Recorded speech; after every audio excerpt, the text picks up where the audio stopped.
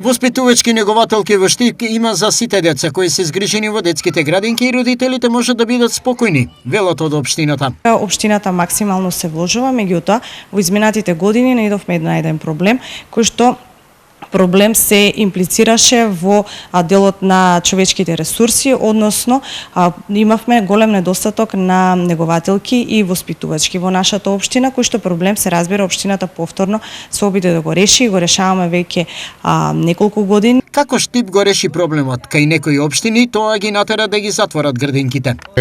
Најпресна вест е од вчерашниот состанок на сите директори на детски градинки со министерот и неговиот тим, дека од наредната недела веќе сите они кои што се пријавиле да полагаат за лиценци за воспитувачи и негователи, процесот ќе биде отворен и понатамошното покривање на тие дефицит места во градинките ќе бидат без проблеми пополнети, за да може процесот да тече поред.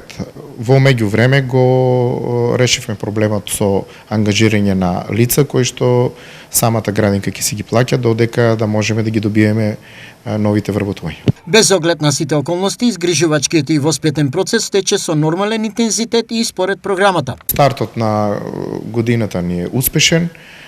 Сите групи функционираат по планираното и еве веќе уште на старт почнавме со реализација на програмата.